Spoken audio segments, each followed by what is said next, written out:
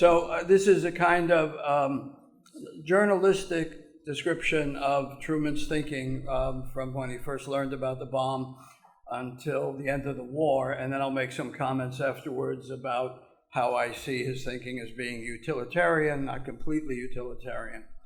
And I'll try to get through what I wrote in the 15 minutes. 2 hours and 24 minutes after U.S. President Franklin Delano Roosevelt died of a sudden cerebral hemorrhage on April 12, 1945, Chief Justice Harlan Stone swore in Vice President Harry Truman as the next President of the United States. The United States remained at war with Germany and Japan. At that moment, Truman knew nothing about the Manhattan Project or S-1, the enormous effort by the U.S. to create an atom bomb. Roosevelt had largely frozen Truman out of top-secret war policy. As the very successful movie Oppenheimer reminded many last year, the atomic bomb was the biggest American secret of all. At the end of that emergency swearing-in ceremony, Secretary of War Henry Stimson remained behind to tell Truman that they needed to soon discuss a matter of urgent importance, a new weapon of unimaginable power, but he gave Truman no details then. Fewer than 4 months later, Truman made the decision to drop atomic bombs on the Japanese cities of Hiroshima and Nagasaki. This talk will explore his philosophical, ethical, and psychological approach to the bomb and whether it counts as a form of utilitarianism. Unlike Roosevelt, a patrician New Yorker whose 12 years in office left him a sophisticated analyst and giant player in world affairs, Truman was regarded by many when he entered office as an ordinary man from the American Midwest who might not have the gravitas for the job. It was widely felt that FDR, as Roosevelt was known, had chosen Truman, then a senator from Missouri, as his vice president, mainly for political reasons, rather than out of huge confidence in Truman's ability to assume the presidency. But those who knew Truman best spoke more confidently. Quote, Truman is honest and patriotic and has a head full of good horse sense, unquote, former Vice President John Nance Garner wrote to Sam Rayburn, the Speaker of the U.S. House of Representatives. Besides, Garner added, he has guts. Dean Acheson, later to become Secretary of State under President Eisenhower, wrote to his son that Truman was, quote, straightforward, decisive, simple, entirely honest, unquote. As Truman began his presidency, 196,999 Americans had been killed in World War II, 3 times as many as in all of World War I, in which Truman himself served in field artillery in France. The total number of American casualties, killed, wounded, missing, and prisoners was 899,390. Casualties in the Pacific War were particularly on the rise. The prediction of the top U.S. military staff was that the European War would last another 6 months until Allied victory, but the Pacific War might go on another year and a half. In just 1 week, U.S. casualties had gone up by 6,481. Truman, with little foreign policy experience, faced enormous challenges. In his first speech to Congress a few days after taking office, he stated, quote, all of us are praying for a speedy victory. Every day peace is delayed costs a terrible toll, unquote. But he also declared that the position of the Allies had not changed, that they continued to demand, quote, unconditional surrender, unquote, from Germany and Japan. One clue to the psychology of the new president, who was a religious man, was his conclusion to that speech, quote, as I have assumed my duties, I humbly pray Almighty God, in the words of King Solomon, give therefore thy servant an understanding heart to judge thy people, that I may discern between good and bad. I ask only to be a good and faithful servant of my Lord and my people, unquote. On April 25th, 12 days after Truman took office, Stimson met with him alone at the White House. He handed Truman a typewritten memo of several pages and waited as Truman read it. The memo began, quote, within 4 months, we shall, in all probability, have completed the most terrible weapon ever known in human history, one bomb of which could destroy an entire city, unquote. Then General Leslie Groves, the director of the Manhattan Project, joined the meeting. He handed Truman a 25-page report, which Truman was also asked to read right there. The meeting then continued with Truman asking multiple questions. Truman later said that the discussion involved not just whether the bomb should be used to shorten the war, but what the effect of using one would be on history and later developments. The only policy directive left behind by Roosevelt was an agreement signed with British Prime Minister Winston Churchill the year before. It said that once the weapon was ready, quote, it might perhaps, after mature consideration, be used against the Japanese, who should be warned that this bombardment will be repeated until they surrender, unquote. After Hitler committed suicide on May 1st, the European war ended on May 7th with the unconditional surrender of Germany. In a statement on May 8th, the next day, Truman called on Japan to also surrender, warning that, quote, the striking power and intensity of our blows will steadily increase, unquote. And that unconditional surrender did not, quote, mean the extermination or enslavement of the Japanese people, unquote. As the Allies pondered next moves in the remaining war, Truman told Britain's Foreign Minister Anthony Eden, quote, I am here to make decisions, and whether they prove right or wrong, I am going to make them, unquote. Those who knew Truman best always attested that whatever else you might say about him, he was decisive. Most Americans still know of the famous sign he kept in the Oval Office, quote, the buck stops here, unquote. On May 9th, the secretive Interim Committee on S-1, formed to advise the president on the bomb, met and came to three unanimous conclusions. 1, the bomb should be used against Japan as soon as possible. 2, it should be used against war plants surrounded by workers' homes or other buildings susceptible to damage in order, quote, to make a profound psychological impression on as many inhabitants as possible, unquote. And number 3, it should be used without warning. Truman tentatively agreed with the conclusion, saying he could think of no alternative. Others, however, argued for different strategies. Some thought that with Germany defeated, the Manhattan Project should simply stop. Some thought that saving the lives of American soldiers who would be killed in an invasion of Japan was less important than avoiding the competitive nuclear race among countries, especially with the Soviet Union, that use of the bomb would surely spark. Some suggested dropping the bomb on a target other than a city as a harmless technical demonstration for the Japanese. A problem, though, was that no one was absolutely sure the bomb would work. Advisors feared that announcement of an all-powerful weapon, followed by its failure to detonate, would only encourage the Japanese to keep fighting. They also feared that if the U.S. alerted the Japanese to an atomic bombing, if they warned the Japanese would bring American prisoners of war to the site. Many of Truman's advisors had come to the conclusion that as World War II wore on, following the B-29 fire raids on Tokyo and the strikes on Dresden that killed more than 100,000 people, the public no longer felt automatic revulsion at the bombing of civilians. The U.S. military informed Truman that it couldn't avoid killing civilians in Japan because the Japanese had embedded their war factories close to the homes of employees. And just FYI, think of what the Israelis are saying about Gaza. They're embedded, so we have to inevitably kill civilians. Stimson later wrote, quote, I felt that to extract a genuine surrender from the emperor and his military advisors, there must be administered a tremendous shock that could carry convincing proof of our power to destroy the empire. Such an effective shock would save many times the number of lives, both American and Japanese, that it would cost, unquote. Stimson's statement is one of the first clear pieces of evidence of the utilitarian thinking at work in the U.S. administration. Oppenheimer himself argued that the number of people killed by the atomic bomb would be much less than those lost in the U.S.'s conventional incendiary raids already conducted against Japan. He estimated that 20,000 people would die from the atomic bomb. The consensus view of Truman's military advisors was that only the shock of the new weapon would get Japan to surrender. Meanwhile, the American military was devising an alternate strategy to end the Pacific War, the invasion and blockade of Japan. Truman wanted an estimate of the likely killed and wounded in such an operation.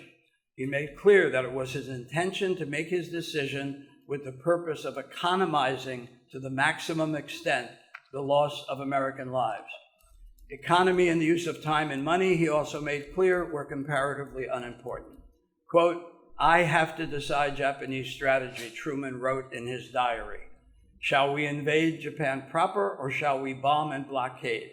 That is my hardest decision to date." His top military advisors continued to plan various alternate invasions of Japan. On June 18th, a major White House meeting on the subject took place. General George Marshall suggested an invasion beginning with Japan's southern island of Kyushu.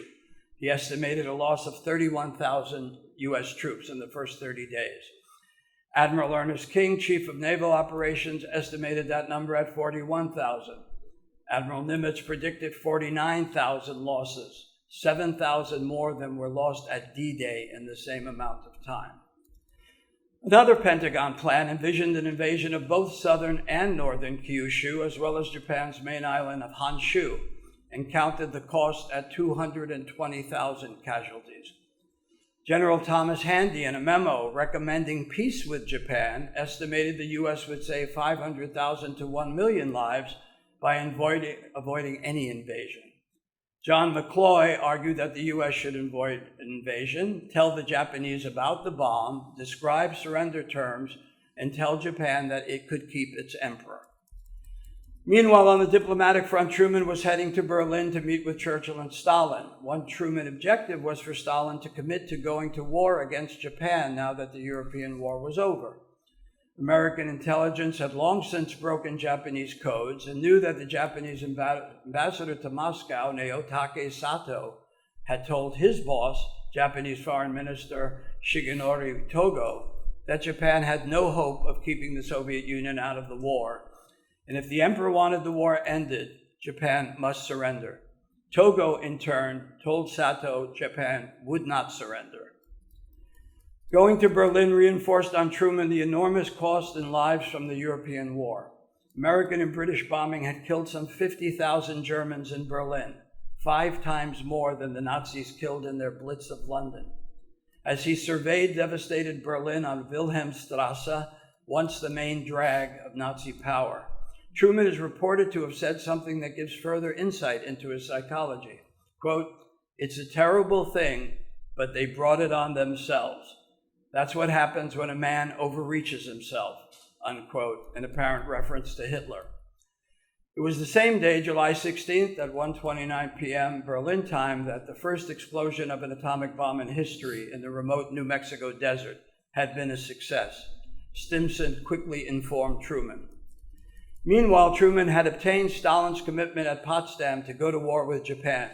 He wrote, "Fini," like finished, Japs, when that comes about. He also wrote to his wife, Bess, a thought that betokens his quantitative utilitarian approach to casualties. Quote, "I've gotten what I came for. Stalin goes to war August 15th with no strings on it. I'll say that we'll end the war a year sooner now, and think of the kids who won't be killed.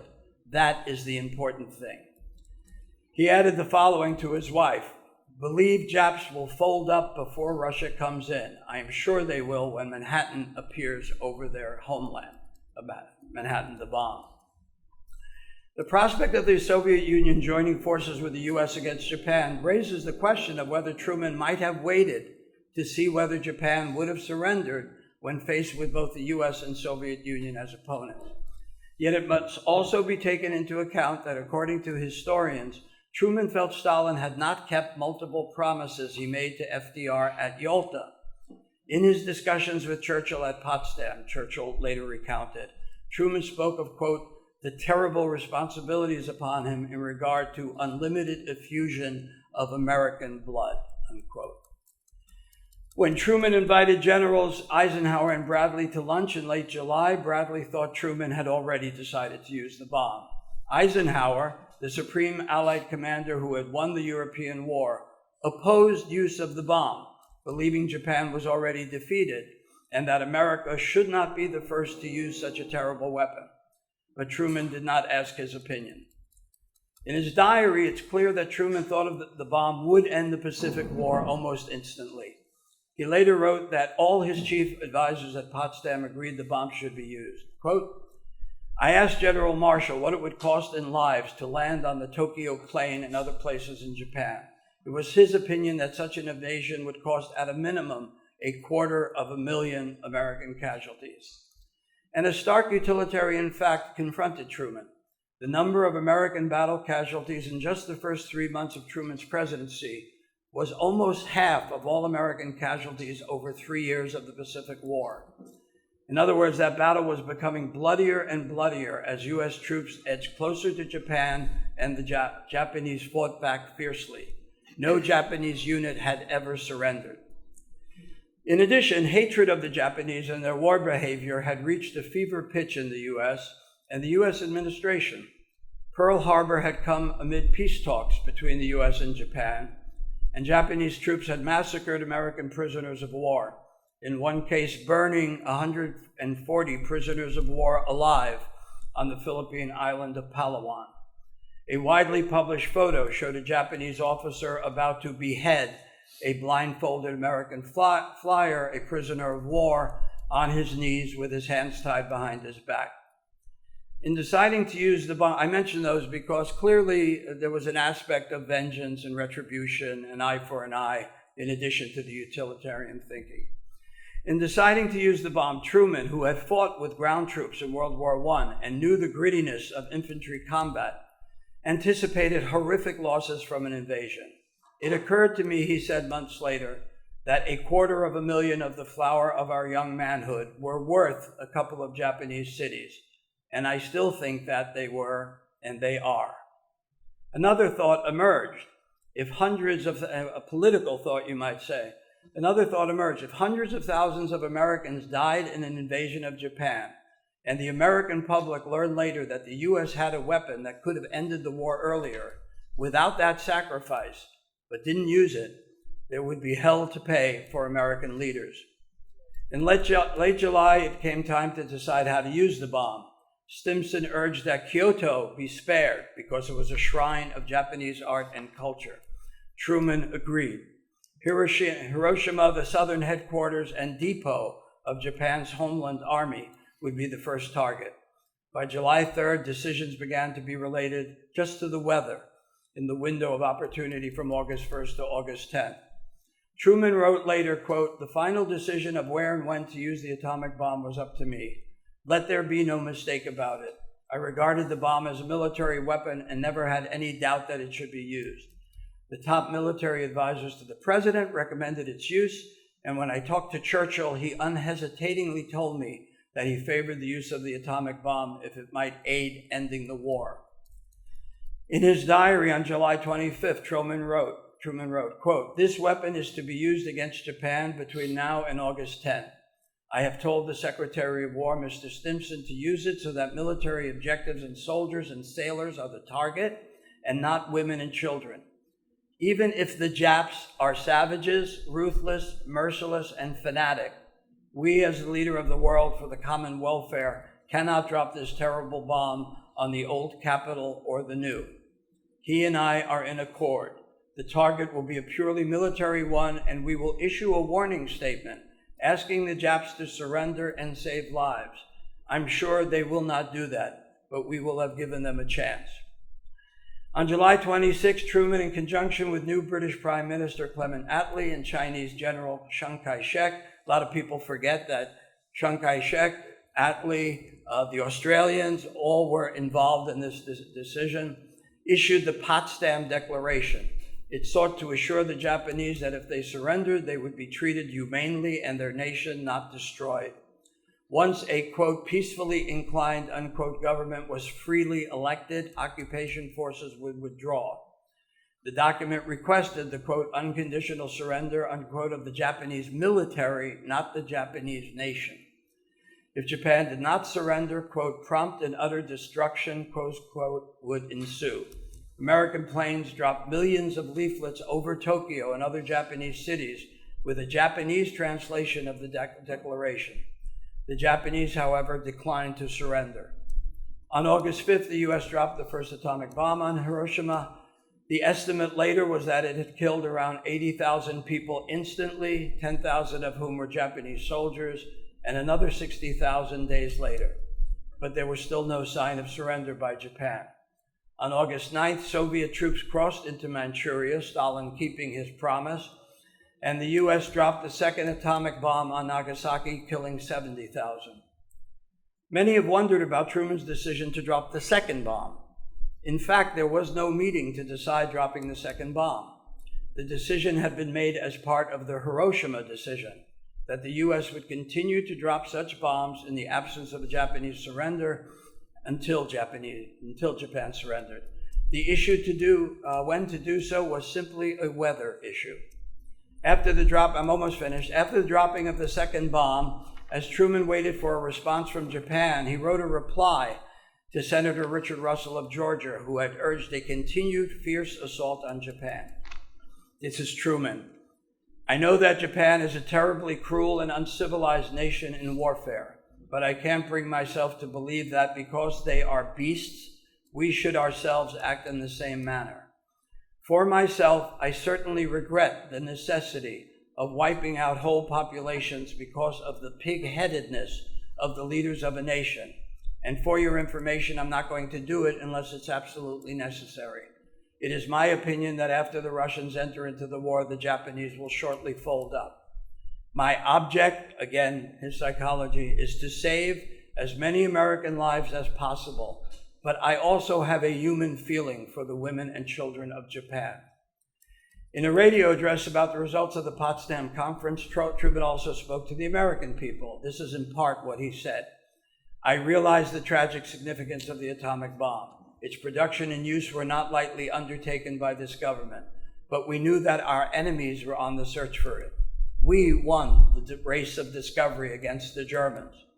Having found the bomb, we have used it. And listen to this, because the revenge motive is really here. We have used it against those who attacked us without warning at Pearl Harbor, against those who have starved and beaten and executed American prisoners of war, against those who have abandoned all pretense of obeying international laws of warfare. We have used it in order to shorten the agony of war, in order to save the lives of thousands and thousands of young Americans. We shall continue to use it until we completely destroy Japan's power to make war. Only a Japanese surrender will stop us. Meanwhile, a meeting of Japan's Supreme Council for the Direction of the War had met on the very morning Nagasaki was bombed. 2 generals and an admiral fiercely argued against surrender. But after the news from Nagasaki came in a later meeting convened that night with Emperor Hirohito present, Hirohito decided that Japan must, quote, bear the unbearable, unquote, and surrender by accepting the Potsdam Declaration, which would leave him as sovereign. A message to that effect was conveyed to Washington. In response, some disagreements continued in the Truman administration and among its allies. The big questions were whether letting the emperor continue meant that Japan's warlike culture might revive, and whether allowing that meant that Japan's surrender would not be unconditional. Truman solved the problem by deciding the emperor could remain, but only, quote, subject to the supreme commander of the Allied powers, unquote, who would be General Douglas MacArthur. Hirohito, in effect, would become a figurehead. At the same time as the administration waited for Japan's formal reply, Truman then ordered no further use of an atomic bomb without his direct approval. Although Australia at first opposed allowing Hirohito to remain, and the Soviet Union and Chiang Kai-shek dragged their feet, all shortly agreed to accept Truman's decision. On Tuesday, August 14th, the Swiss Charge d'Affaires delivered the formal Japanese text of surrender to the State Department, which then took it to Truman. That evening at 7 p.m., Truman spoke to the public, quote, I have received this afternoon a message from the Japanese government. I deem this reply a full acceptance of the Potsdam Declaration, which specifies the unconditional surrender of Japan. And so VJ Day, Victory in Japan Day, finally came. Celebrations began outside the White House. Truman went to the White House porch and delivered a few further impromptu remarks. Among them, he said, quote, this is a great day, the day we've been waiting for. This is the day for free governments in the world. This is the day that fascism and police governments cease in the world, unquote. Well, as we know, as we see today, that didn't turn out to be true. Brief comment here. So I think if you attend to all the quantitative thinking that was going on in Truman's mind, It was largely utilitarian. Any of you who have studied utilitarianism know it's not an algorithm, just like set up a machine and it gives you your answer. There are a lot of embedded assumptions, what class of people or creatures are involved, what constitutes happiness, unhappiness, a flourishing life, an unflourishing life. Obviously, Truman valued American lives over Japanese lives in his decision, but going back to classic utilitarianism, is it better to be, a pig satisfied or Socrates unsatisfied? These are the decisions one makes when one is a utilitarian about which premises to embed. And I think you can hear the vengeful tones in some of what Truman said. So I would say his decision to drop the bombs was primarily utilitarian with a certain degree of retributivism and vengeance mixed in. Thank you. Sorry for going a little too long.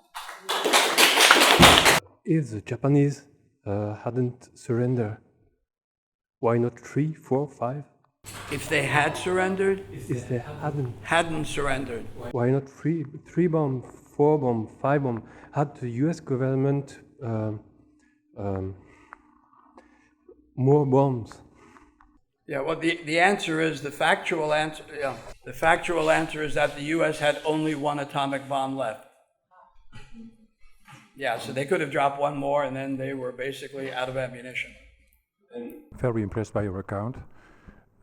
Could you say, you mentioned in the early part of your speech that somewhere in the thoughts of whether or not dropping the bomb was made that maybe another country would also develop the atomic bomb, the Soviet Union.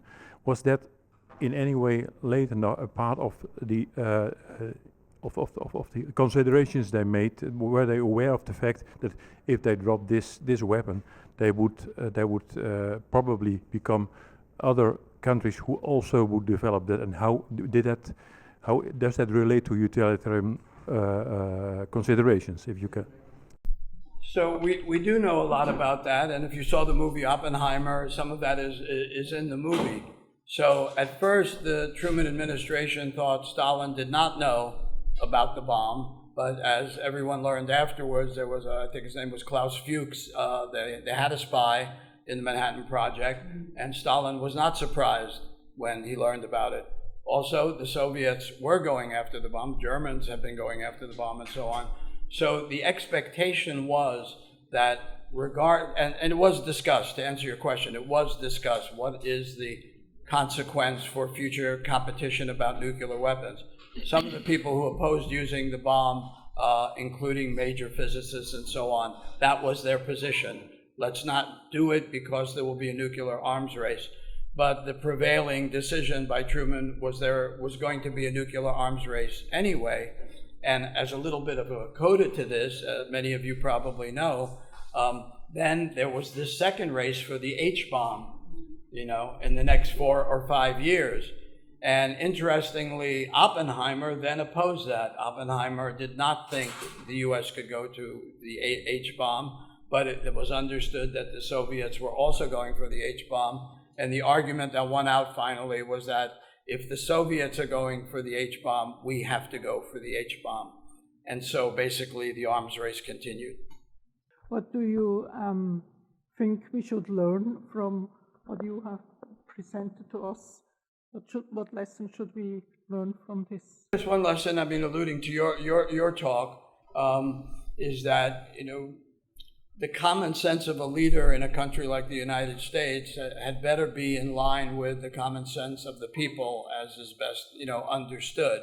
And so I guess one lesson that could be learned in this superpower, situation is that, president of a country, leader of a country is not necessarily going to analyze things the way Peter Singer would or Bertrand Russell. But that doesn't mean they're idiots who don't sort of think through the situation. And I think for at least, I know many people oppose this. I hope people understand. I'm not defending the decision in my talk. I'm trying to explain what happened and give a kind of philosophical tag on it.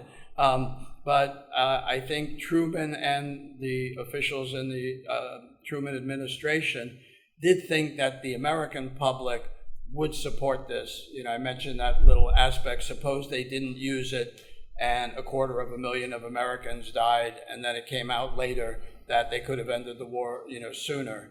And then that vengeance aspect, they started it. He said that about the Germans, right? Said it about the Japanese. And again, in our world today, right? That's what the Israelis are saying, you know, about the Gazans and Hamas. Again, I'm not defending that position, but they started it is probably the common sense of a large part of the Israeli people right now.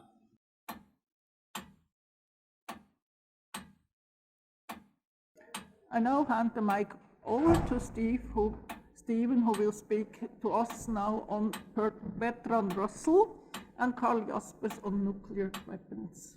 In Common Sense and Philosophy, 1959, Bertrand Russell argues against nuclear weapons on the basis of common sense.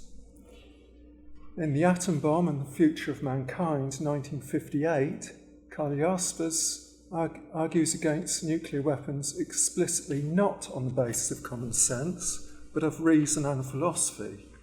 They both arrive at the same conclusion: the encouragement of a popular demand for disarmament, but apparently by entirely different means. In this paper, I shall argue that despite appearances to the contrary, aside from their shared conclusion, it is possible to find common ground between them. Russell and Jaspers were members of two different philosophical traditions. Russell was famously a founder of the analytic school of philosophy, much of which tended to follow his advice that all sound philosophy should begin with an analysis of propositions. By contrast, Jaspers accords less importance to the philosophical discovery of new theoretical truths and more importance to philosophy's role in self-discovery. According to Jaspers, philosophizing does not provide man with new, precise knowledge. It does not add a new science to the rest. It offers no suggestions, plans, or programs, but it can arouse the inner disposition from which these tangibles derive their guiding sense.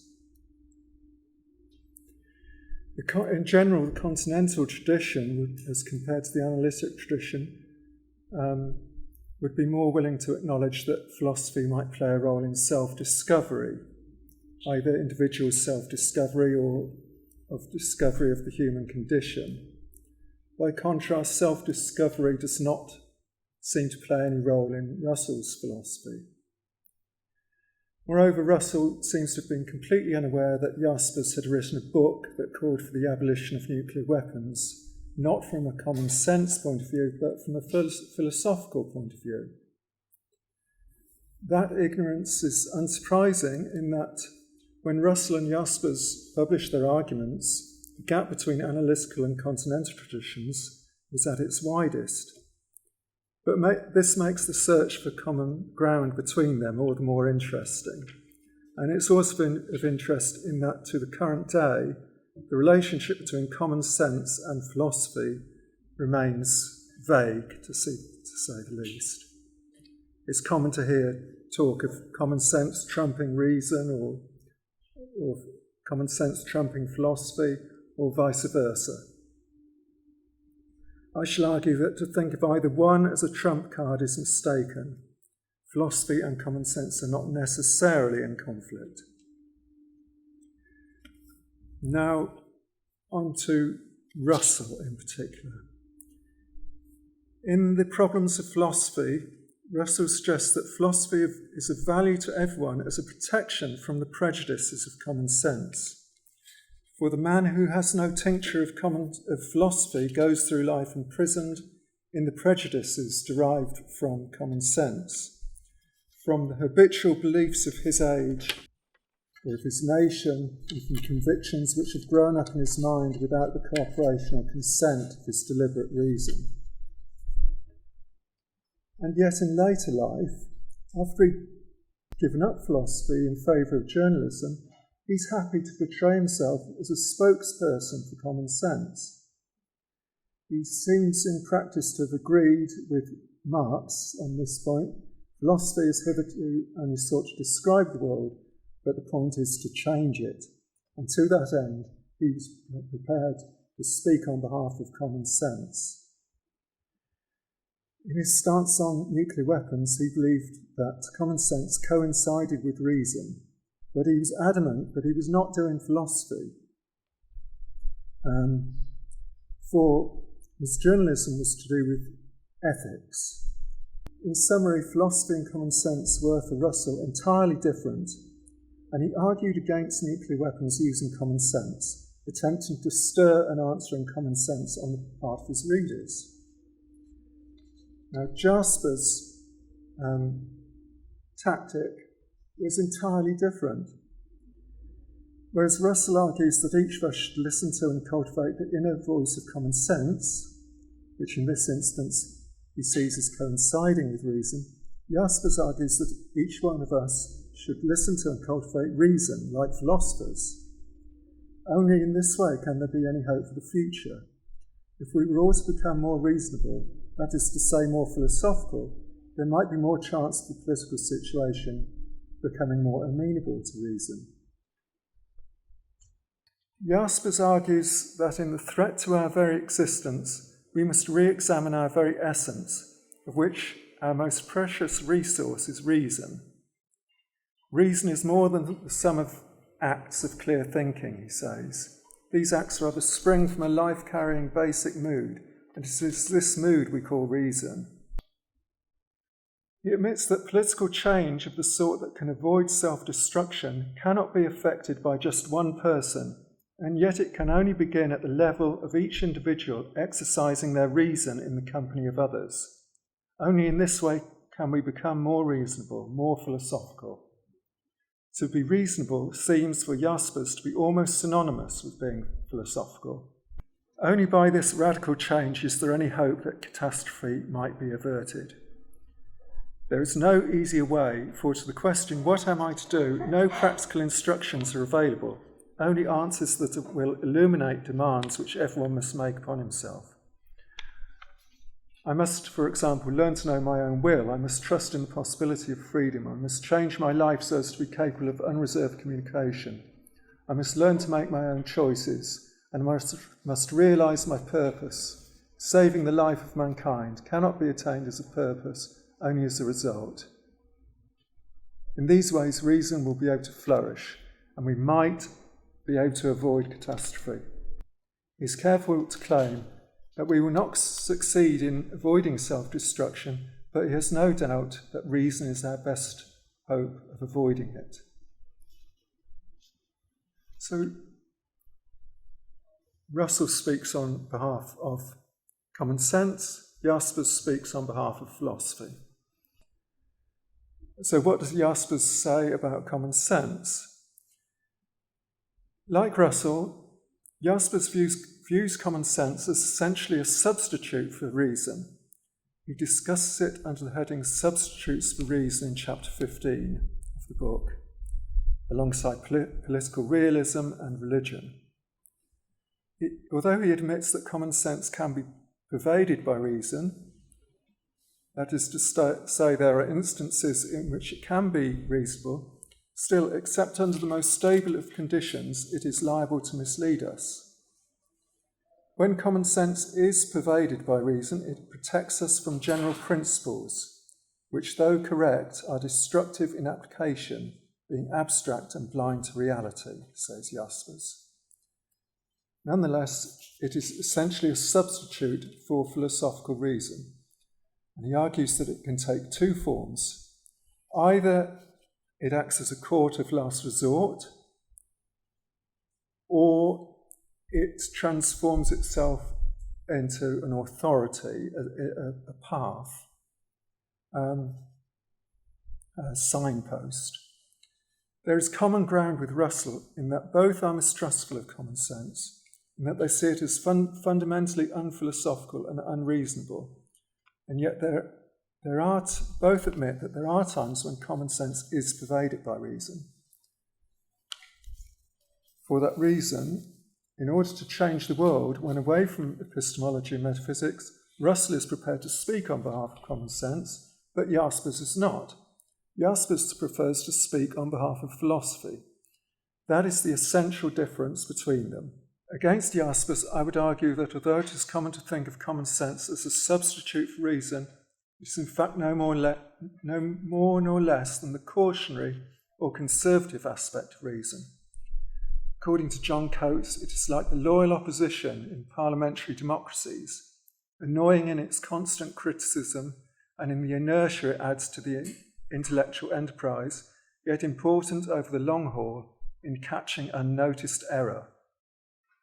It points to the rational procedure of tenaciously holding on to our current beliefs until enough evidence is mustered to warrant their abandonment.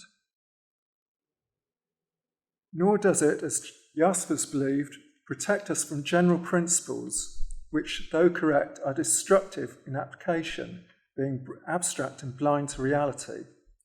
For in fact, the prime and most widespread example of common sense, manifesting the conservative aspect of reason, is the principle of Occam's razor.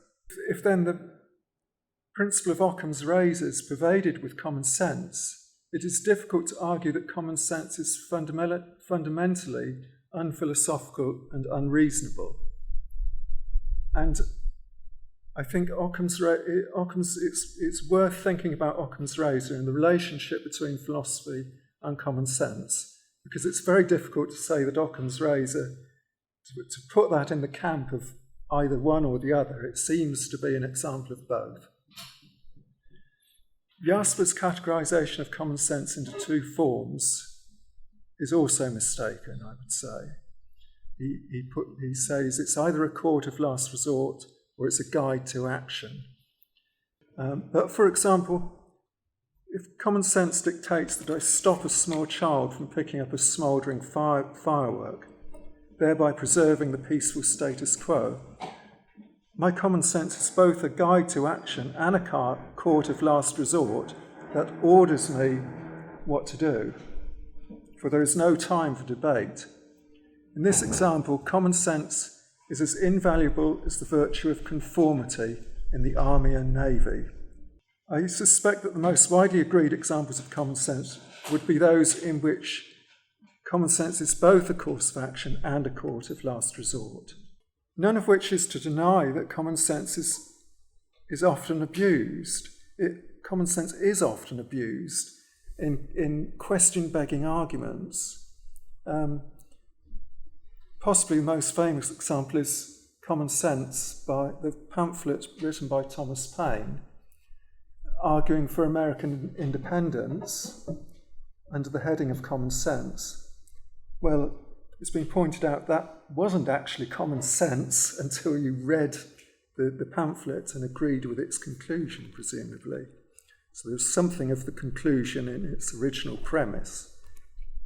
And that often is found in abuses of common sense, that question begging. And yet, abuses of common sense do not undermine its legitimate use as a cautionary aspect of reason. And the clearest example seems to be the principle of Occam's razor. The exercise of common sense is probably of most use and used most uncontentiously when it involves drawing back from an unforeseen danger, often almost automatically. A modicum of reason is involved in these actions, but not of deliberation. Philosophy, with its liberal use of hypotheticals, often seems by comparison more interested in seeking out previously unforeseen dangers in order to avoid them. It may not be possible to draw a distinct line between philosophy and common sense. We might agree that preventing a child from picking up a smouldering firework is common sense, and that, for example, Hume on the problem of induction is philosophy, or as Thoreau would put it, uncommon sense. But Occam's razor, for example, seems to be an example of both. There seems to be no meta level from which to distinguish common sense from uncommon sense. and by which we might assign common sense to one sphere of life and philosophy to another. So I conclude that it can be left to personal preference, but it's also has to do with we cannot choose to argue on the basis of common sense or philosophy, depending on the audience that we're talking to. Neither automatically trump the other, but both at their best are reasonable.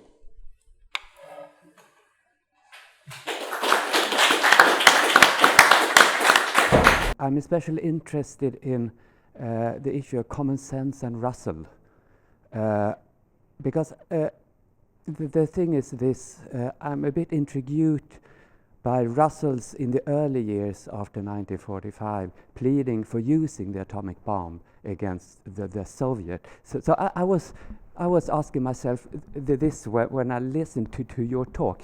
Did Russell at any time comment, I mean, back when you are in the end of the 50s, did he comment on his early statements of using the atomic bomb? And in relation to common sense, how did he, so to say, deal with his earlier statements? I can't recall that he ever made comments about his earlier stance, and yet he must have. Someone must have pulled him up on that, I would have thought.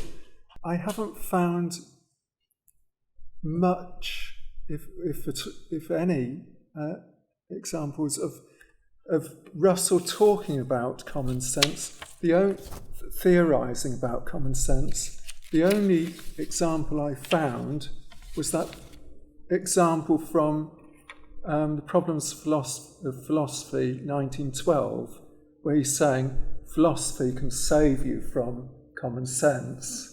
But then later in life,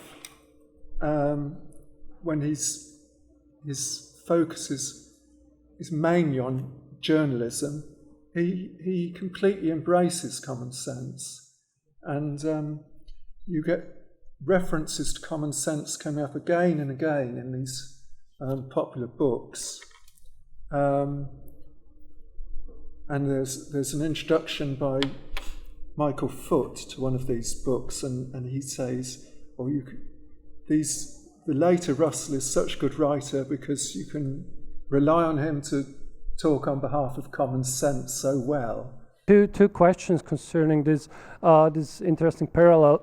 The first concerns the shared conviction of Jaspers and Russell that it is significant and meaningful to argue against violence in general or war, or to put it otherwise, they both presuppose that norms or values can be brought against violence or weapon military conflicts. It is questioned. So this approach is questioned, for example, in the realistic political philosophy tradition, or also in the realism of the international relations. Do you see any further arguments in their convictions why it is meaningful to argue against nuclear weapons? That's the first question. The second question is whether there is anything specific on nuclear weapons in the argumentation, and not just argumentations in general. I don't sufficiently know Russell's work. In Jaspers, there are some arguments in favor of talking specifically about the atomic bomb.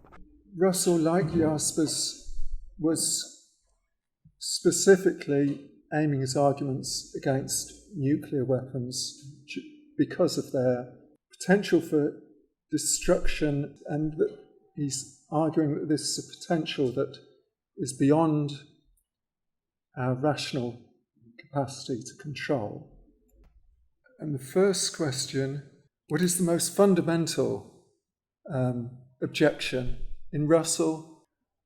I think his intuition is this is coming close to madness. Have this weapon as a deterrent is is irrational. And I think that's his most fundamental objection. But he's that seems strange why he wouldn't argue on behalf of reason, but he's specifically saying, oh, this is common sense that this is irrational.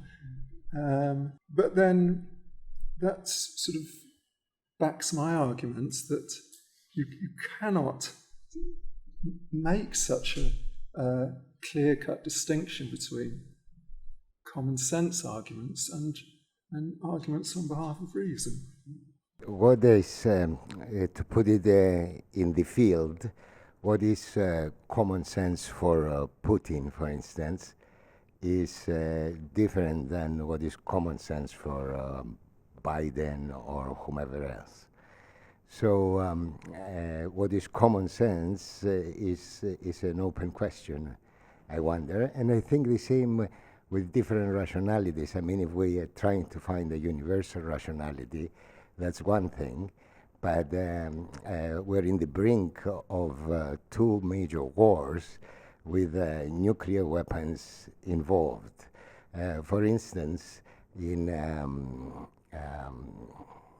Gaza war, I just heard a month ago, Blinken just stated that Iran will have 2 weeks, in 2 weeks, the capability for nuclear weapons. But again, the question is, what is common sense for each participant, and what is reason for each participant, because each participant has their own interests. This is a point that comes up very often, well, in most discussions of common sense by philosophers, that common sense varies across different societies and in different periods of history and so on.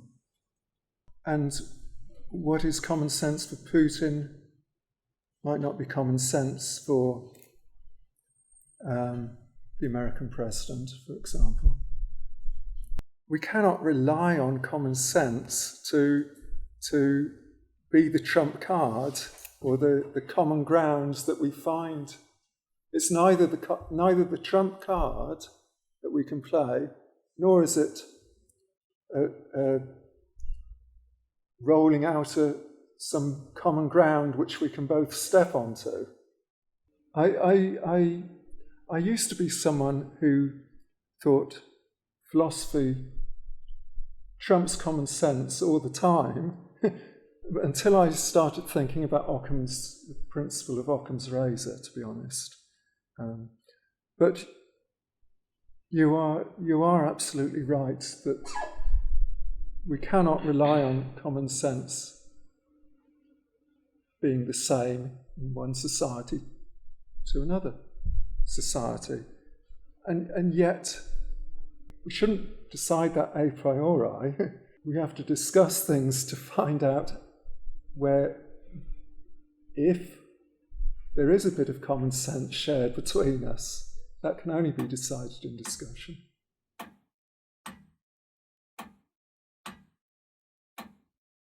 He's a lecturer for the Master of Advanced Studies in International and European Security at the Center of Security Policy and Global Studies Institute at the University of Geneva.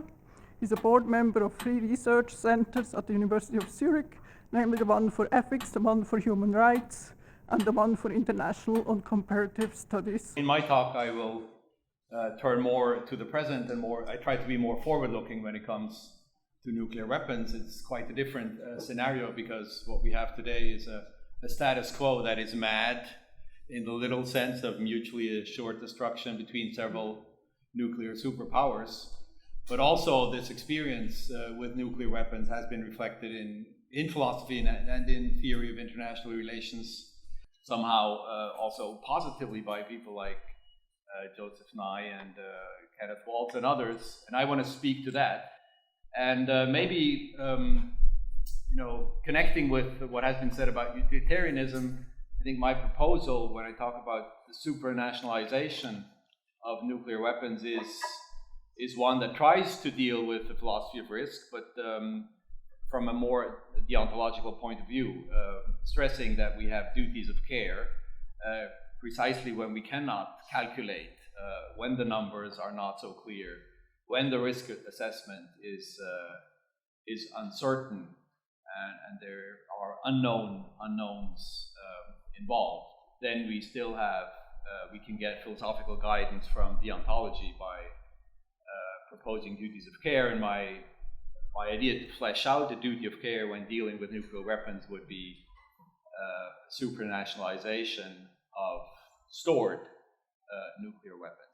We have an unprecedented situation in the sense that while there has been some disarmament regarding nuclear weapons, there have never been before as many armed nuclear warheads, and that makes the situation right now especially dangerous because armed nuclear warheads can be deployed in a brief amount of time, and because that is possible, the risk of misunderstanding and mismanagement also increases. So in my paper, which I'm not going to read for the most part, I first go into this literature that I call them the public good oriented arguments about nuclear weapons, which, for instance, hold that nuclear weapons are a powerful deterrent against large-scale wars. And this concept of mutually assured destruction suggests that the existence of nuclear weapons in multiple countries prevents any one country from using them, as it would lead to total destruction on both sides. Nuclear weapons are portrayed as creating a strategic balance of power. Countries with nuclear capabilities might feel secure against invasion or coercion from other nuclear armed states, and the presence of nuclear weapons prevents large-scale conventional wars between nuclear armed states, as the risk of escalation to nuclear conflict acts as a deterrent. And Joseph Nye calls this the crystal ball effect, that he says had European leaders had it before World War I, World War II, had they been able to look into a crystal ball of complete nuclear destruction, these conventional wars among superpowers might have been avoided. And the fourth argument that is sort of public good oriented, and that I think it's a bit hypothetical, I understand, but nuclear destructive capability could also be used against asteroids, against threats that come from outer space against humanity. And so this potential of destruction, it's not intrinsically evil in that sense. It's intrinsically evil if it's intentionally used against humans, but at least hypothetically, you could argue in favor of another use, and this is a very Kantian idea. There's nothing evil except an evil intention. So the thing in itself, the instrument in itself, might, at least from a possibilistic point of view, have a different kind of positive use. So those are the arguments that are out there. Now, I still think that this balance of power and deterrence argument is flawed, because as duration goes on, of course, the possibility or the probability, so to speak, of a misunderstanding, the probability of one of those actors holding nuclear weapons turning into an irrational actor is there. And so we cannot just, from looking back at 80 years of experience with nuclear deterrence, assume that it will continue to be this way in the future. Although, so one argument Joseph Nye makes, and I think there he is right, President Kennedy in 1963, he expected nuclear proliferation to just take off. He predicted 20 nuclear powers in no time, within 10 years from 1963. The proliferation has been much slower, and a lot of countries have of course, signed treaties in which they renounce to military capability of nuclear weapons. So nowadays we have 40 years later, 40 years after this Kennedy situation, Kennedy prediction, we have 9 nuclear powers.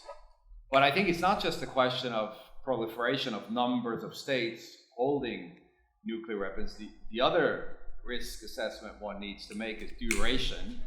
And as duration is projected into the future, I think the risk of maybe even a misunderstanding or not an intentionally evil use of nuclear weapons, just because something goes wrong or accidentally wrong,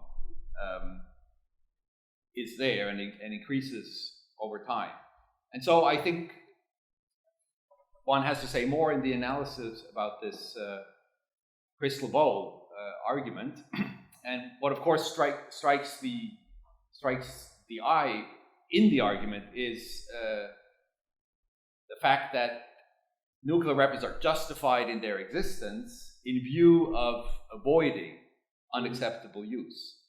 And one has to see immediately, for the deterrence and the public good oriented argument to hold, and thereby the peace between A and B kept, both sides need to believe that the other side is prepared to use their nuclear weapons in any war, also in a conventional war. And it is thus inadequate to say that nuclear weapons exist in order to never be used. The public good oriented argument in favor of nuclear weapons is characterized by a doxastic usability paradox. Does that paradox go away if one, reads Nye carefully and he says, yeah, I'm talking about first strike capability and not second strike. So all countries should pledge to never do first strike. And then nuclear weapons may exist as deterrents threatening with the second strike as answer to a nuclear first strike or a conventional first strike. But then I think to be an effective deterrent in this sense, both sides need to believe that the other side will not strike first. Both sides are prepared to strike back if attacked and needed the other side to believe that they will do this. And in this argument, I think the doxastic usability paradox goes away in the sense of what I've explained before, but nuclear weapons are now justified to exist and to be used in a second strike. But thereby, I think a new problem arises. If countries are assured of no first strike by an enemy in a conventional war, the crystal ball effect is lost. But more importantly, if both sides are prepared to never strike first and believe that the other side will not strike first, the first strike and second strike capability are obsolete and therefore represent an unnecessary risk of accidental use or use due to misunderstanding. So I think the ceteris paribus, this is the problem of this argument, that there's it becomes obsolete. And then but I think most importantly, the ceteris paribus assumption, the public good-oriented deterrence argument, if adequate, could be an argument in favor of nuclear weapons proliferation, and Kenneth Waltz has gone through this. Then we have an invisible hand argument, and everybody seeks nuclear weapons, and everybody then has more nuclear weapons, and they deter each other, and conventional wars will go away. That was the idea of Kenneth Waltz in the 80s. But I think this assumption is untenable, because increased numbers of states will also increase the risk of accidental use.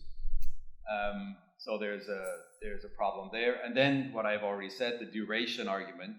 With increase in duration, the probability that one of the nuclear powers causes use of nuclear weapons based on misunderstanding or turns into an irrational actor also increases. So I think we are looking at the increased probability of a black swan event of nuclear self-destruction as time goes on. Hence my proposal, and I think there I appeal as much to philosophy as to common sense, I guess,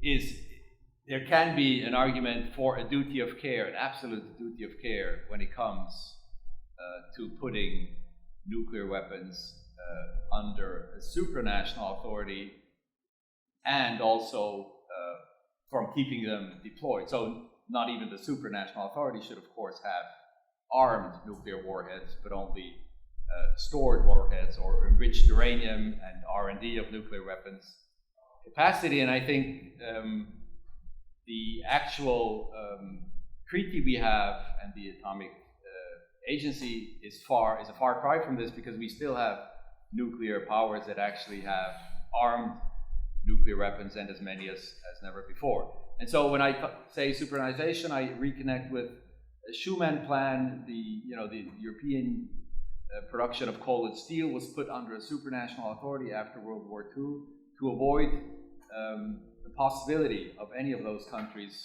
of arming up again, and essentially avoid the security dilemma that occurs when countries start to arm against each other, be this conventional or nuclear.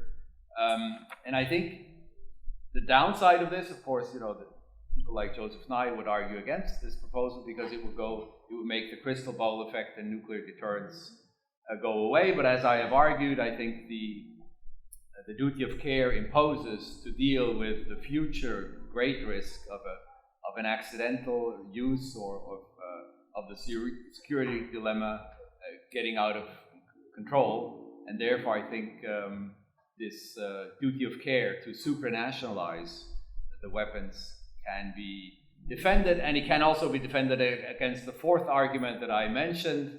So I don't think we should just dismantle and think we can put the genie back into the bottle.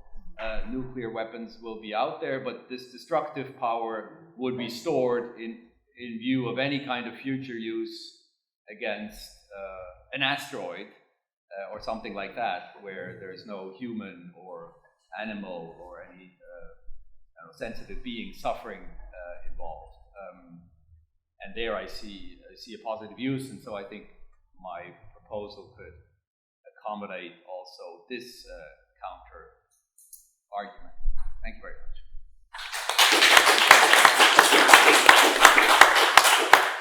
Thank you very much. It was very, very inspiring. I have two problems or questions to remark here.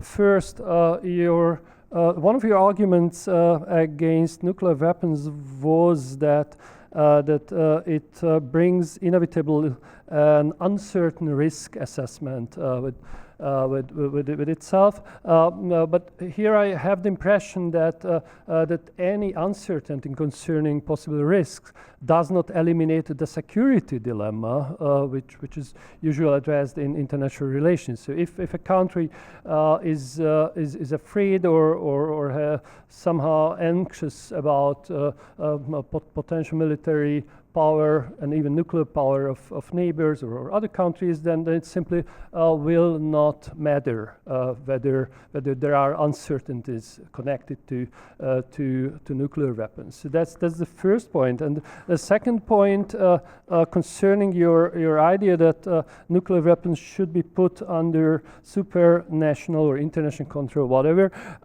it is an idea which is, I think, seriously or has the serious difficulty that nuclear powers, superpowers, are not interested in establishing a control which would limit their influence and power. And in this sense, I mean, it is a nice idea, if I may formulate this somewhat brutally or impolite, but it won't work because those the little or relatively little number of nuclear powers refers to countries which are not interested in increase that number. Thank you. Thank you very much for those two questions. I'm not sure I totally understood the first argument. So the idea of a duty of care is that it applies exactly under an uncertainty of how large a risk is. So if you go for a walk with your dog, you keep it on the leash. You don't know exactly the probability of what is going to happen if you don't do so, but you just by complying with the duty of care to take your dog on a leash, afterwards, if something happens, one might consider that you have taken the necessary precaution to deal with a risk that could not be assessed totally. I think that's the idea of duty of care. It's the idea of wearing a seatbelt, of a helmet, of the state imposing that you must check your brakes once a year, etc. Duty of care to have no armed nuclear weapons anywhere, and to put the existing ones under a commonly controlled supranational authority that is what I would say is what is morally demanded. And it's morally demanded because it's possible, Kant would say. And now following up with your point about interest, now, of course, precisely because all the nuclear powers are facing the possibility of an accidental use of a misunderstanding,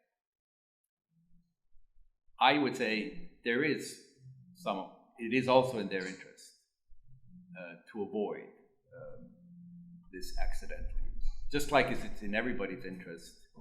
I mean, you can always have yet a faster car and a faster car and a faster car until you are faced with possibility of an accident. So I think I wouldn't say they have no interest.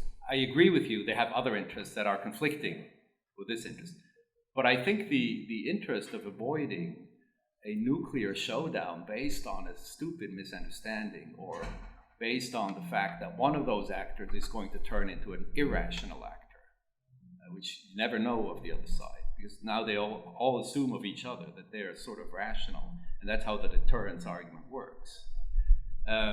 So it's in my interest to do it, to take a duty of care that will take care of the fact that the other side might turn into an irrational actor. So I think there is something to be said about the interest. I wouldn't just say, oh, they have no interest. But I agree with you, there might be other interests not to do it. I agree with that. Because you have obviously thought so well and much about nuclear policy, I wanted to ask you this about the Iran situation. And let's say this is a hypothetical, even though I would say it's very close to reality. So Netanyahu keeps saying to Biden, Iran's going to have the weapon very soon. And they say over and over, they are going to destroy my country. And so we think they are capable of first use. And so we want to conventionally go in and destroy as much of their nuclear apparatus as possible. Biden comes back and says, you're just going to start a horrendous war. And if Iran gets the bomb, even though we're always saying we will never let Iran get the bomb, if Iran gets the bomb, you're back to deterrence. They're not going to bomb you. They know you have nuclear bombs and all that. So Bibi, relax. If you were the advisor, and Bibi says, well, you say relax, but we're going to go up in flames, and if we go up in flames, it may not matter that we have nuclear weapons. We may not be in a position to respond. How do you, if you could put yourself in the position of a Biden, for instance, how do you think this situation should be handled? Yeah, I'm definitely not a military advisor. It's a little bit the question of convention. I think it has been tried before. They have bombed Iraq, they have Syria. But they have bombed in Iran facilities. They have taken Right, out. true. They have taken out scientists. Killed scientists who are involved in the program. So this is policy that is already being pursued. I think an outright war on the whole of the country and its entire population in the name of not letting them getting the bomb. I think we've had this before in Iraq, in the Iraq War, and it didn't turn out so well. So I would strongly advise against it. I think it's the illusion of having this one last war and then it's over, and what you do is actually you continue the spiral. I would caution against that, but maybe more targeted strikes against the Iranian nuclear facilities are certainly what is probably morally defensible, I think, from my very limited, military knowledge point of view. Now I think there's a change in strategy of not extensive nuclear weapons, but very targeted nuclear weapons. And perhaps one big area. And it seems that everybody is building up. I mean, Europe is preparing for war. Everybody is preparing for war now. Is it the case that somebody will dare with this small? And if that happens, then what would be the answer to that? I don't know. It's related, but maybe you have an answer. Clause in the paper at the beginning that I do not talk about tactical nuclear weapons, because that's a whole new, I think, field that I haven't researched much on, and it involves very different arguments, because those weapons more work like conventional weapons, but they are nuclear weapons and they have a more limited but very, very destructive power. So I don't deal with that in the paper. What is interesting, though, is that in the Ukrainian war, there has been a threat to use those, but I think, but what's the explanation why they haven't been used so far by Russia, although Russia is being pushed back, or at least stopped? I think the international community and also the United States military doctrine, but somebody might correct me on this if I'm wrong, is that if Russia would use, or anybody who uses tactical nuclear weapons first, crosses a red line. And I think this, Mr. Putin knows that one way of getting NATO involved against him militarily would be to use tactical nuclear weapons, not asking for, that the other side would start striking with nuclear weapons, but just taking out Russian military unions who fire those nuclear weapons. I think that will be the response of NATO as anticipated by Mr. Putin, and that's my explanation why he hasn't used those so far, and I think that's why we can assume that he's bluffing. Thank you so much. Your argument about the supranational authority, maybe I missed something, but I was just thinking about a supranational authority with control, with sole control over the nuclear weapons. It could be a dictator. It could be very much misused also. Yes, of course. There's no escape from any kind of abuse of power when we concentrate power. But I think the idea, again, is that the supranational authority would not be I see it very much in a Kantian sense, that it's an authority that is jointly controlled by the superpowers, where they watch each other. They have a joint administration of this, so that but you're perfectly right. In a dystopian scenario, this can turn into a nightmare as well. But my idea is that you would have within that supranational organization or authority, you would have checks and balances where the conventional superpowers oversee together,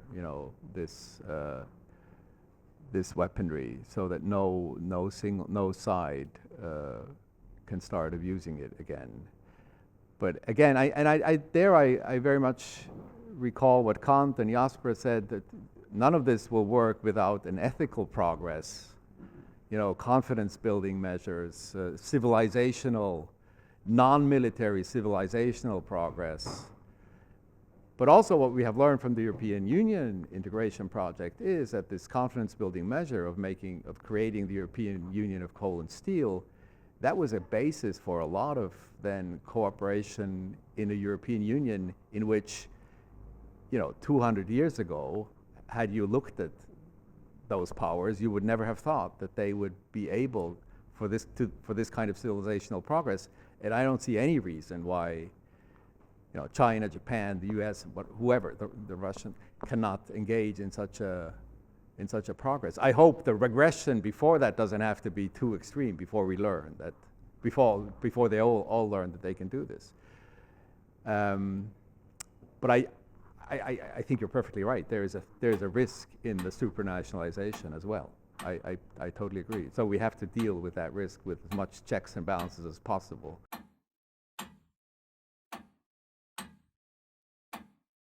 Jessica Ludescher-Imanaka is an associate professor at Albert School of Business and Economics at Seattle University, where she holds a joint appointment in management and philosophy. Jessica's presentation topic is Metamorphosis and Mandala, Moving Toward Peace in Hiroshima.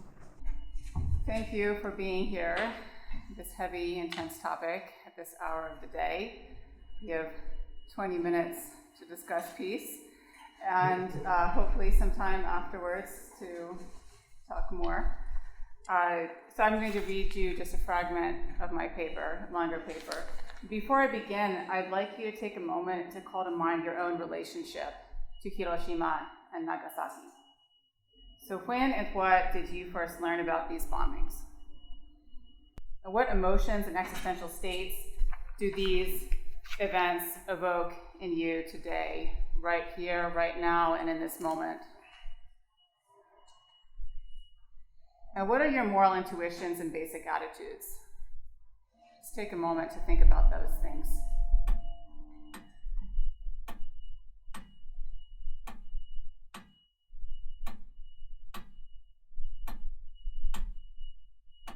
So we all bring a unique perspective and existential frame to our consideration and analyses of Hiroshima and the nuclear age.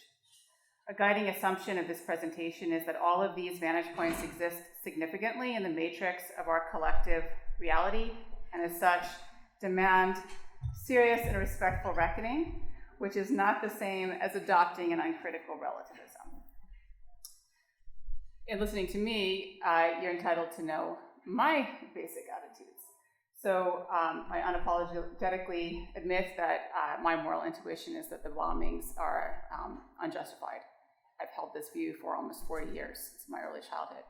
I also want to, listening to the trajectory of this conversation, I'm going to disclose something I don't normally disclose because it's on video, but I think it's important, which is that my parents worked in the defense industry in the United States. My whole life is essentially deeply a product of the US security state and high-level classification. I know that my father did not work on nuclear weapons, and I just point out that in any discussion on US militarism and the real threats of war, there are plenty of other technologies in addition to nuclear weapons that we have to be possibly more concerned with. So I disclose that just because otherwise I think you might believe I'm a naive pacifist, but I can assure you that I have a certain deep karma, a term I'll introduce in greater depth later, in relation to this topic. Also, my grandfather, before me as well, worked on the counterintelligence in the US military. So my life is bought and paid for by the US security apparatus. In addition, the name Imanaka is a Hiroshima name. There have been Imanakas in Hiroshima for nearly 4 centuries, since the founding of Hiroshima. My spouse over there, a Buddhist monk, is where I get the name. It's not my name originally, Imanaka. He and my daughter exist because the family was not there at the time of the bombings. They were in Tokyo. So that's actually also relevant to my experience and relationship to this topic. We traveled as a family twice to Hiroshima to study the effects of the bombings, and also significantly to learn about the culture that Hiroshima is trying to offer the world since that time. So the last time we went was a year ago this very day, from August 5th to August 7th last year. So on August 6th, 8:15 or 8:16 in the morning was when the first atomic bomb was dropped in world history. So on August 6th, Hiroshima has a Hiroshima Day, or Japan has Hiroshima Day, and there are a series of events involving Prime Minister, usually a delegation from the UN as well. People from all over the world come to Hiroshima for a kind of peace day on August 6th. So we were there last year. This project, the inspiration for this project was born out of my encounter experientially with Hiroshima Day and what I learned just at a basic existential level being there at that time. I also feel a need to begin my remarks by honoring the suffering of the dead and the survivors of Hiroshima specifically. Hibakusha is the word I'm going to use throughout this presentation, quite literally in Japanese, bomb-affected people, people who are suffered from the bomb and the radiation after effects. And that doesn't just refer to Japanese or people from Hiroshima. It's Nagasaki, Hiroshima, many people, including Jesuits, Koreans, other people who were there in Hiroshima and Nagasaki at the time of the bombings are also hibakusha. So it's an important part of the Hiroshima peace culture and a wish of the hibakusha for others to learn about these experiences. This particular presentation can't do justice to that. It's a philosophy conference. I'm not able to offer extensive witness to testimony, but I encourage you to seek it out, either by going there to Hiroshima or Nagasaki, or just there are plenty of things to read in English and other languages. I'm going to just read you the section of the paper called A Culture of Peace in Hiroshima Buddhist Interpretations. So in mentioning these nexus of events, I immediately draw our attention to the Buddhist notion of karma, which I've already introduced to you. The Sanskrit word means action. Action, the notion of karma embeds the idea that all action involves all existing causes and conditions that have created the current reality in which action occurs, as well as the seeds for all future actions. So this concept of karma was very influential in the true Pure Land Buddhist interpretation of the bombings that was offered by Reverend Koji Shigenobu, whose philosophy Yuki Miyamoto argues heavily influenced the unique hibakusha ethics of Hiroshima today. And at the time of the bombings, about 80% of Hiroshima residents were adhered to the Jodo Shinshu sect, one of the two sects of Pure Land Buddhism. It's important to hear the thoughts from the true Pure Land Buddhist interpretation. So Koji viewed the bombings as a result of the karmic accumulation of what he called 3 classes of major mistakes or errors. It's the English translation of the word ayamachi. My spouse over there would say that the Japanese word ayamachi is possibly better translated as wrongdoing. And these classes of mistakes are, first, the mistake of the Hiroshima residents, second, that of the Japanese people, and third, that of humankind. So Miyamoto explains that Koji saw the wrongdoings of the Hiroshima residents in terms of both, at the time, the bombings, inadequate responses to the sufferings of others, and insufficient regard for, and as well as, just in general, insufficient regard for impermanence and the inevitability of suffering and death. He located the involvement of Hiroshima in the war effort in the wrongdoings of the Japanese government, and further expanded his denouncements to the myriad atrocities that the government had committed in its quest to colonize Asia, as well as its instigation of the war in the first place with America at Pearl Harbor. But the third mistake is more universal. War, Koji writes, is clearly an act of humankind. Koji goes on to interpret these mistakes or wrongdoings in terms of the true Pure Land Buddhist founder Shinran's notion of karma, which mitigates but does not eliminate free will in any given moment, necessitating the salvific intervention of other power via, specifically in true Pure Land Buddhism, Amida Buddha. Miyamoto also notes that Koji's invocation of Buddhist notions of rebirth and interdependence is he wrote that he could have been the American who pushed the button to drop the bomb. Ultimately, Miyamoto, classifies this thinking under the rubric of an ethics that is beyond good and evil, observing the power of Amida Buddha to rescue all sentient beings, including evildoers, as well as the possibility of transforming something bitter, painful, or evil into something sweet, peaceful, and good.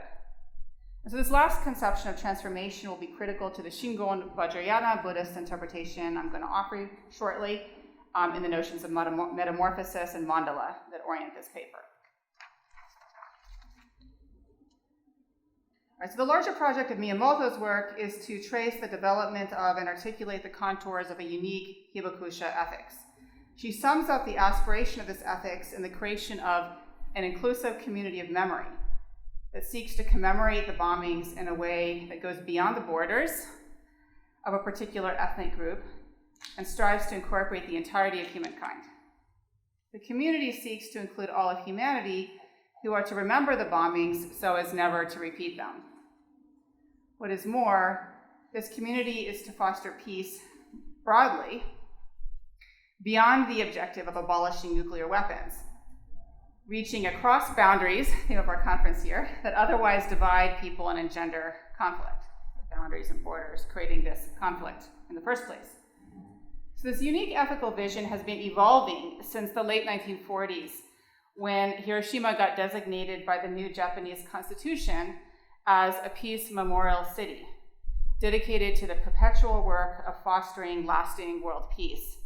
So the city then refashioned its identity from being one that was heavily involved in the war machine of Japan to one with a new sense of purpose, to be a symbol of this human ideal of peace, and a sort of laboratory for the continuous, and I would say Sisyphus-like project of creating a peace culture both internally and globally. So this project is about both the abolition of nuclear arms and the broader fostering of peace that brings an end to both direct and structural violence. So a tangible and inspiring instantiation of this vision is the NGO Mayors for Peace, founded in 1982, which to date includes 8,403 cities in 166 countries and regions in the world. So if the topic of this session has been stressing you out, causing anxiety, depression, overwhelm, I have to admit mindfully that I was feeling this sense of fear and anxiety rising within me during this exchange recently, then looking into Mayors for Peace could be a tangible, concrete way for you to be connected to the work of peace. So I just encourage you to check it out. It's really inspiring. And it's also, I think, an interesting turn of events. And contrary to the supranational approach, this is working, linking cities, city to city to city to city across the globe. All right. You'll be surprised which cities. Philadelphia's on the list, which I'm from Philly, so I checked. Yes, Philadelphia's on the list. You'll be surprised which cities end up being on that list. Okay, so Miyamoto opens her book by citing the writings of Hiroshima Mayor Akiba Tadatoshi, who had articulated the core of the Hibakusha message to the world as not retaliation, but reconciliation. Not retaliation, but reconciliation. And he had, for a long time, been identifying what he considered unique contributions of the Hibakusha to the world. I just mentioned one, which is basically just, let me see, jumping down here, just promoting a cooperative and altruistic model of the world. And that was what you can feel tangibly, honestly. You can feel it tangibly in Hiroshima. I was just speaking to someone recently who was actually with Pope Francis' delegation there just the other month, and I asked, did you feel that peace culture? And he said, yes, I could.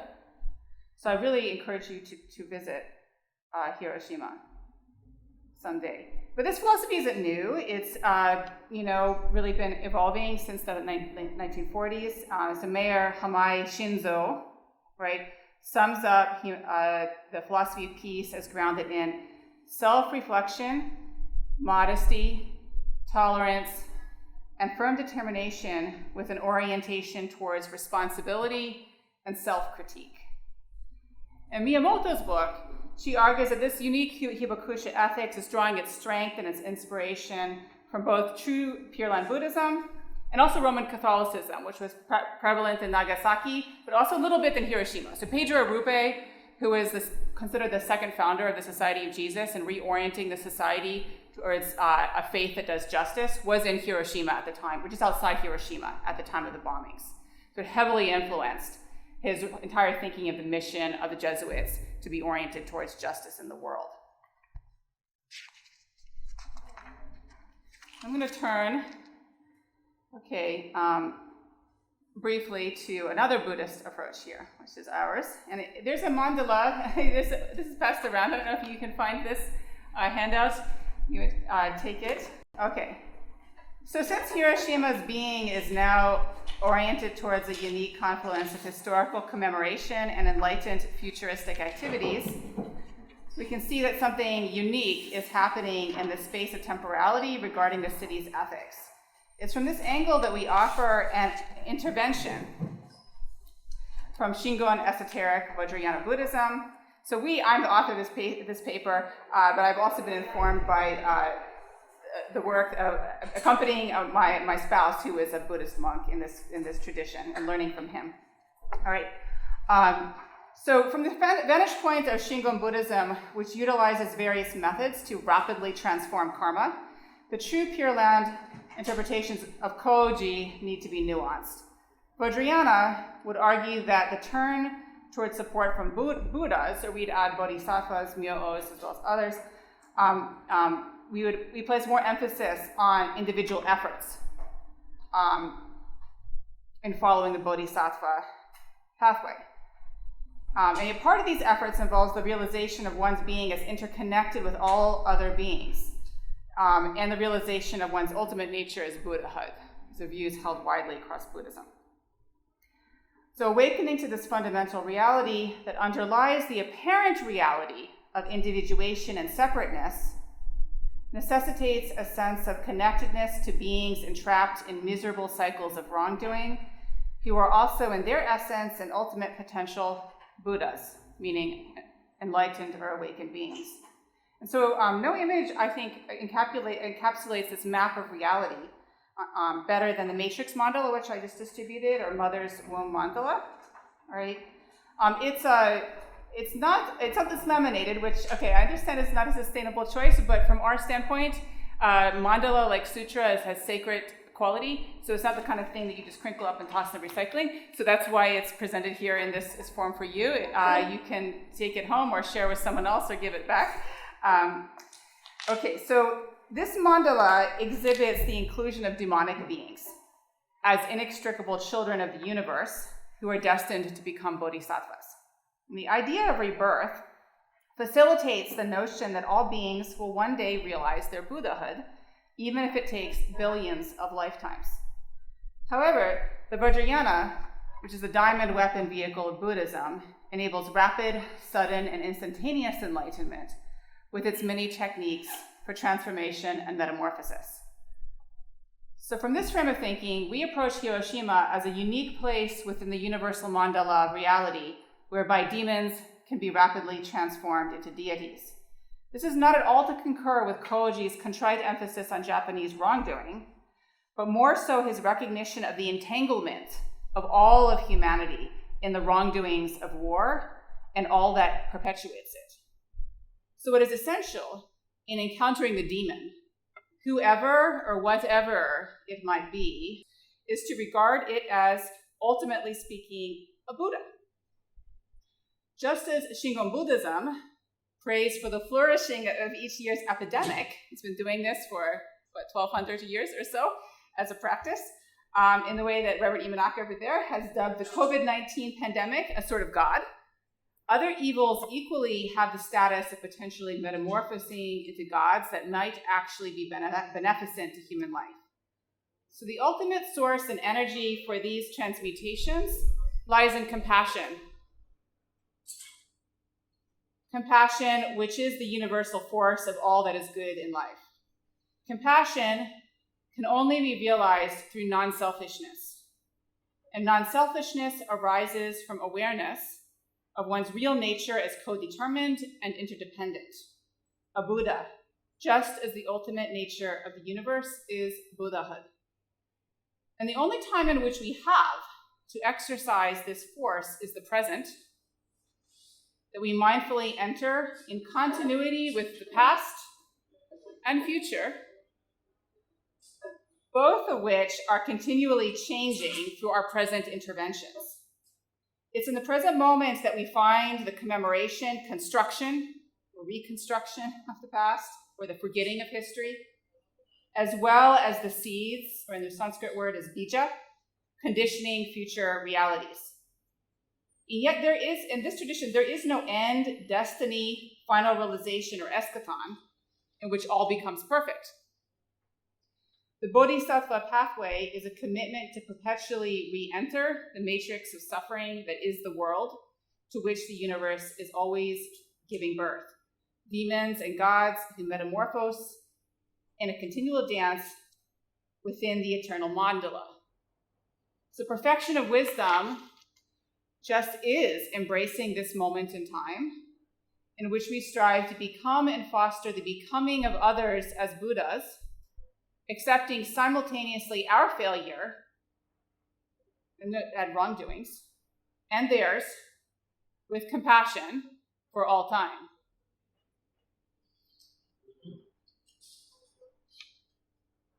So I had wanted at this time, just to offer some sense of quiet or silence, not just for Hiroshima, Nagasaki, but for everyone now today who is facing these sense of terrors, feeling of threat from Iran or, in Gaza. There's many people in many places feeling this threat, as we kind of, I think, sensed.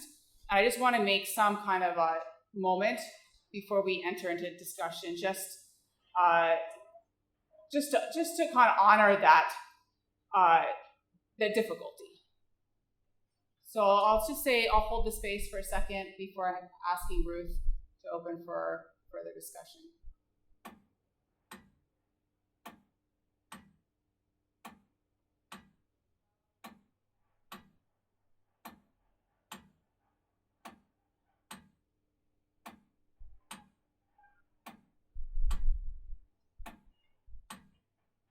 And knowing that you can always return to a quiet moment anywhere, I give the microphone back to Ruth to see what questions and thoughts you might have.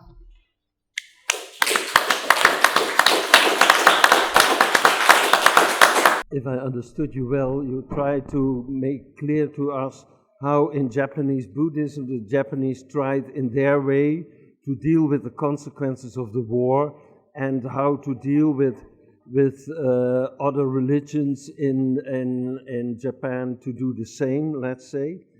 There is one important issue in these things. Let's say after the Second World War in Germany officially always made excuses to the other countries, and that was the precondition for to be able to cooperate again with America and other nations within the European Union and in the NATO and so on. So they made official excuses, and they did what was called Wiedergutmachung. They paid money to the victims, to the Jewish victims, and especially to Israel. It is a complaint in the Oriental world that Japan never made excuses to China, Korea, Indonesia, whatsoever country. I think that's true. You hear that complaint. We know it as Dutchmen from Indonesia, of course. We had our own problems with them. They made never excuses. And does this Buddhist movement, did they ever thought to make excuses to the non-Japanese world? Or is this, so that is my suspicion a little bit, but I don't know about this movement, that perhaps it's still related to Japanese nationalism? How is it, how do they think about excuses to the other countries they attacked? No, I acknowledge it's a problem about the Japanese government, but one thing I discovered in researching this is that, and Miyamoto draws this out at great length, that part of what's unique about the Hibakusha movement is the degree to which they're distancing themselves from the government of Japan and wanting to critique the government of Japan and trying to create a community that is actually transnational. That's the intent, right? To resist nationalism. So I didn't, write about this in the paper, but actually that might be something to incorporate further. But that is a huge part of the unique Hibakusha philosophy to own, as Koji is saying, to own the responsibility of the Japanese government in creating the conditions, the karmic conditions for the bombing in the first place. I think also in Japan, just looking at even just media, like films that deal with the war, there's a lot of sense in which many Japanese people today, I think, still feel traumatized by what the Japanese government did to them. Like the kamikaze, who basically took kids, who took kids out of school and told them they needed to do this for their country. They needed to do it for their emperor. Right? How many kids were pulled out of school and told they had to commit suicide for Japan? Right. So there's some level, I think there's definitely, it's a bigger topic, how Japan as a country is reckoning with the war. It's very complex. But I do see in Hiroshima a movement towards that self-critique, and it's a big part of the philosophy. And you also, I think, the influence of Roman Catholicism there as well. It wasn't just Buddhism, it's also Roman Catholicism, also developed that angle. Are we about to be kicked out, or you don't think so? Okay, so we can chat more later. Thank you.